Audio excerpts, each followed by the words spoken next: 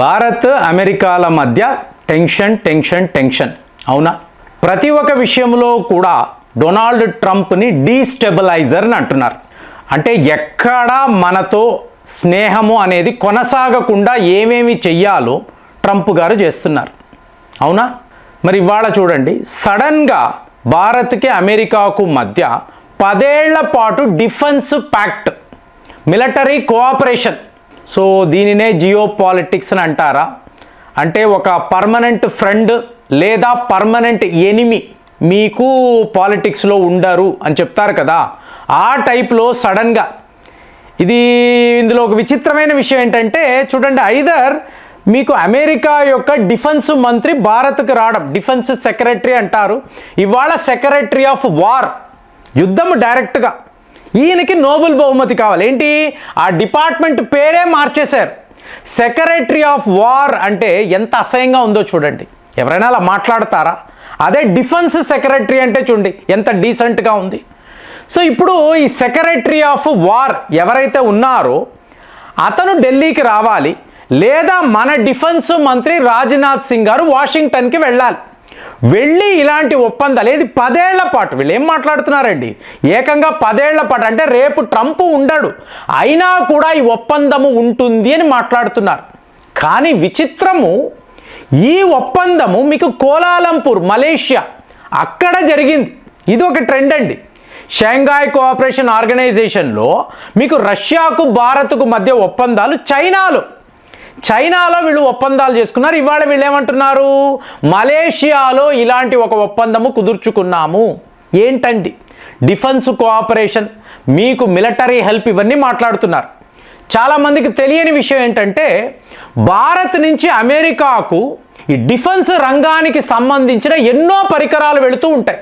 Almost 2.8 billion American dollars వ్యాపారం అండి మనము పంపిస్తూ ఉంటాం అమెరికాకు. చాలామందికి తెలియదు.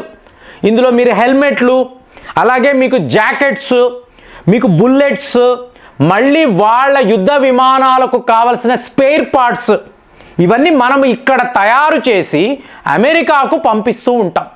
మరి సరిగ్గా ఇది ఇలాంటి ఒక ఒప్పందమా అంటే అట్లా కూడా లేదు కదా. 2005లో ఇలాంటిదే ఒక ఒప్పందం జరిగింది. 2015లో హిస్టారిక్ ప్యాక్ట్ అని రాశారు. ఏమైనా జరిగిందా? మోరోవర్ ఇప్పుడున్న పరిస్థితి చూడండి, ట్రంప్ ఎక్కడికి వెళ్ళినా ఏంటి, ఫస్ట్ ఏమన్నాడు, డెడ్ ఎకానమీ అన్నాడు.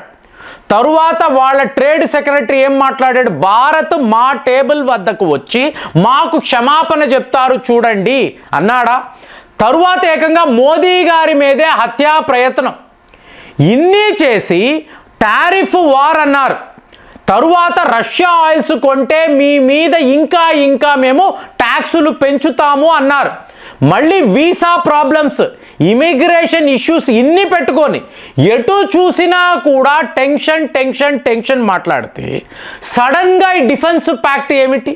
సో ఇదంతా ఏంటి, అమెరికన్స్ అంటే భారత్తో మంచి సంబంధాలు పెట్టుకోండి, ఫ్రెండ్లీగా ఉండండి, వాళ్ళు చవక ధరకే సరుకులు పంపిస్తున్నారు, క్వాలిటీగా ఉంటాయి. ఇదంతా అమెరికాలో ఉండే వ్యాపారులు మన కోసం ఆలోచించే వ్యవహారం.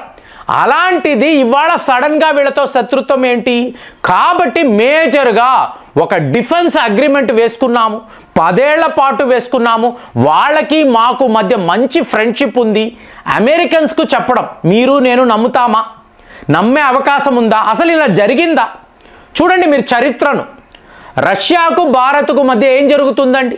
గ్రేట్ ఎగ్జాంపుల్ బ్రహ్మోస్ కదా, సుఖాయ్ విమానాలు, అంతే కదా. ఇవాళ ఏం మాట్లాడుతున్నాము, సూపర్ సుఖాయిలు. మీకు భారత్ అంతా కూడా చిన్నపాటి ఎయిర్పోర్ట్స్, అందులో 100 సీటర్ సూపర్ సుఖాయ్ విమానాలు. ఇది కదా మొన్న మాస్కోలో అగ్రిమెంట్ అయ్యింది. అంటే ప్రాక్టికల్గా జరుగుతుంది. అదే ఫ్రాన్స్ అన్నారు అనుకోండి, రఫేల్ విమానాలు, వాళ్ళేమన్నారు, రఫేల్ విమానాలను భారత్లోనే తయారు చేద్దాము, మాకు ల్యాండ్ ఇవ్వండి, లైసెన్స్ ఇవ్వండి, లాజిస్టిక్స్ అంతా కూడా ఏర్పాటు చేయండి అడుగుతున్నారు కదా. ఇక ఇజ్రాయెల్ లాంటి దేశం ఏం మాట్లాడుతున్నారండి?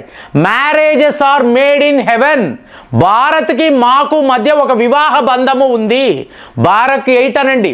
ఇజ్రాయెల్ ఏరోస్పేస్ ఇండస్ట్రీస్ పెద్ద పెద్ద దిగ్గజ సంస్థలు ఇక్కడే వచ్చి మీకు ఆయుధాలు తయారు చేస్తున్నారు కదా. అలాంటిది అమెరికాకు సంబంధించిన ఒక కంపెనీ చెప్పండి, ఒక కంపెనీ ఇక్కడ భారత్లో మీకు ల్యాండ్ కొనుక్కొని వాళ్ళ టెక్నీషియన్స్, వాళ్ళ శాస్త్రవేత్తలు, ఇంజనీర్లు ఇక్కడికి వచ్చి వాళ్ళు ఉద్యోగాలు చేసుకొని ఇదిగోండి పలానా ఆయుధాన్ని తయారు చేశాము, పలానా విమానాన్ని లేదా మీకు ఒక ట్యాంకును తయారు చేసి చెప్పగలరా? ఉందా? లేదు. అంటే ఉత్తునే కబుర్లండి. సో ఇలాంటిది మనం ఎలా చూడాలి? ఇది ఒక గేమ్ లాంటిది. ఈ గేమ్లో ఎవరు బెటర్గా ఆడతారో మోదీ గారికి తెలియదా? ట్రంప్కి తెలియదా? మన డిఫెన్స్ మీద ఎందుకు మీకు నాకు తెలియదా ఈ నాటకాలు ఏమిటని? కానీ మనం ఏం చేస్తాము? జియో పాలిటిక్స్లో ఈ ఆటలో మనము మెరుగుగా ఆడాలి. సో అమెరికా వద్ద నుంచి ఆ వ్యాపారాన్ని ఏదో ఒక రకంగా తెచ్చుకోవాలి. ఇక్కడ ఈ కోపాలు, ద్వేషాలు, ఆవేశాలు పనికిరావు. సో మన ఎయిమ్ అంతా, మన గోల్ అంతా ఏంటి? అమెరికా వ్యాపారం మనకు కావాలి, ఇంతే కదా. సో ఈ లెక్కన చూసినప్పుడు మలేషియాలో ఇలాంటి ఒక ఏర్పాటు జరిగింది. సో ఇప్పుడు ట్రంప్ గారు ఏం చెయ్యబోతున్నారు? ట్రంప్ ఏం చేస్తాడు? ఒకవైపేమో అంటే అతనికి పాకిస్తాన్ కావాలండి. పాకిస్తాన్ అనబడే దేశము ఇవాళ అతనికి చాలా చాలా క్రూషియల్గా మారింది. అమెరికా కోసము కాదు, అతని యొక్క సొంత వ్యాపారము కోసం. దీనికే అసీం మునీర్, షాబాజ్ షరీఫ్ హెల్ప్ చేస్తున్నారు. వాళ్ళ ఫ్యామిలీ మెంబర్స్ ఎవరెవరు ఉన్నారో వాళ్ళందరూ డొనాల్డ్ ట్రంప్తో, డొనాల్డ్ ట్రంప్ కుటుంబముతో. కాబట్టి ఇతను ఏం చేస్తున్నాడు? ఈ పాలిటిక్స్లో ఉంటుంది కదా. అంటే నేను పాలకుడిని, నా కుటుంబ సభ్యులకు ఏదో ఒక రకంగా బెనిఫిట్ అవ్వాలి, ఈ పవర్ని వాడుకుంటాను. చూడండి, ఈ వ్యవహారం ఏ దేశంలో అయినా అలాగే ఉంటుంది. సో అట్లాగా అతని కుటుంబము కోసము పాకిస్తాన్ని మెయింటైన్ చేస్తున్నాడు. నువ్వు ఏం చేయాలి? పాకిస్తాన్తో కదా డిఫెన్స్ కోఆపరేషన్ పెట్టుకోవాలి.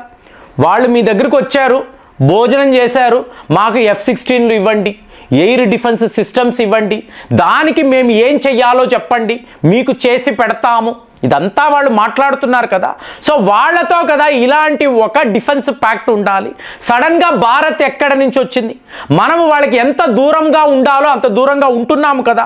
మరి అలాంటిది భారత్తో ఇవాళ ఇంత పెద్ద ఒప్పందాలు. మామూలుగా మీరు చూసారు అనుకోండి, ప్రిడేటర్ డ్రోన్స్ అని అంటాం. ఐదర్ ప్రిడేటర్ డ్రోన్స్ మనం కొంటాము లేదా లీజ్కి తెచ్చుకుంటాం. సో అమెరికా యొక్క ఆయుధాలంతా కూడా ఎక్కువ శాతం ఇలాగే, వాడి వద్ద ఏదో మంచి అస్త్రాలు తయారు చేసాడు అంటే కొనుక్కుంటాం, అంతే తప్ప వాడితో కలిసి. ఇవాళ వీళ్ళు ఏం మాట్లాడుతున్నారు? ఇది జాయింట్ వెంచర్ అండి. ఇప్పుడు బోయింగ్కిను టాటాకు మధ్య ఇలాంటి ఒక ఒప్పందం. ఇప్పుడు వీళ్ళు మాట్లాడుతున్న F-16 అన్నారు కదా, F-16 బెంగుళూరులోనే మనము తయారు చేద్దాము అంటే భారత్ యొక్క పవర్ చూడండి. ఎప్పుడు 2015 నుంచి కూడా ఇలాంటి బేరసారాలు జరుగుతూనే ఉన్నాయి కదా. F-16 విమానాలు భారత్లోనే తయారు చేసి చిన్నా చితకా దేశాలకు ఈ విమానాలను అమ్ముదాము అని ప్లాన్ చేశారు. జరిగిందా? నమ్మడు కదా. నా టెక్నాలజీని వీళ్ళు ఎక్కడ కొల్లగొట్టేస్తారేమో. మొన్న చూశారు కదా, యూకేకి సంబంధించిన F-35 విమానం, అది ల్యాండ్ అవ్వడము బాబోయ్ ఇది భారత్ చేతికి వెళ్ళిపోయింది, దీని యొక్క డిజిటల్ సిగ్నేచర్ అంతా వాళ్ళు ఏదో ఒక రకంగా లాగేసుకుంటారు, సో మనము చాలా పెద్ద ప్రమాదంలో ఉన్నాము, ఒక పానిక్ సిచ్యువేషన్ని క్రియేట్ చేశారు. మనం చెప్తున్నాం, ఒరే మాకు ఎందుకురా, మా వద్ద అత్యుత్తమమైన ఆయుధాలు, విమానాలు ఉన్నాయి. అలాంటప్పుడు F-35 టోటల్ ఫెయిల్యూర్, ఎక్కడా కూడా సక్సెస్ రేట్ లేదు. మరి అలాంటి F-35 డిజిటల్ సిగ్నేచర్ మాకు ఎందుకు అడిగేము కదా. కానీ వీళ్ళు నమ్మరండి. ఫ్రాన్స్ అయినా సరే ఒక మాదిరిగా మనతో మీకు ఇలాంటి డిఫెన్స్ ఒప్పందాలంటే ఒప్పుకుంటాం. అమెరికానో యూకేనో ఇలాంటి దేశాలు ఏ రోజు ఎవరిని నమ్మరు. మరి అలాంటి వాళ్ళతో ఇవాళ ఇంత పెద్ద డిఫెన్స్ ప్యాక్ట్ 10 ఏళ్ల పాటు మనము ఎందుకు వేసుకున్నాము? దీని వెనుక ఉండే కారణాలేంటి? ఒక్కసారి మీరు కూడా మీ విశ్లేషణ ఎలా ఉందో కామెంట్స్లో రాయండి. మళ్ళీ వచ్చే వీడియోలో కలుద్దాం. జై హింద్.